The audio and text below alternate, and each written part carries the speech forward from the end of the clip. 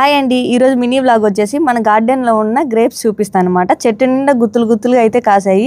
ఆ గుత్తుల్లో ఫస్ట్ గుత్తు అయితే మా ఆది తినేసాడనమాట.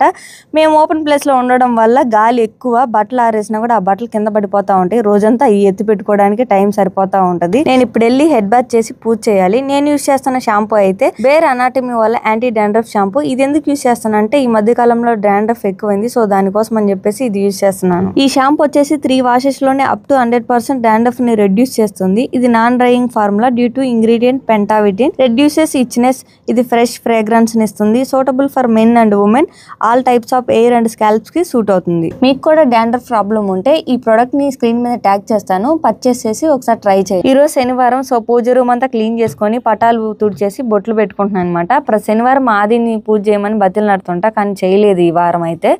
పటాలు వచ్చేసి నెల్లూరులో తీసుకున్నాను. ఈ పూలన్నీ మన గార్డెన్లో ప్రతిరోజు పూలు కోస్తాం, కానీ పూలు చెట్ల నిండా చాలా ఉండిపోతున్నాయి. అంటే ఇలా ఈ శనివారం అయితే నాకు గడిచిపోయింది అనమాట.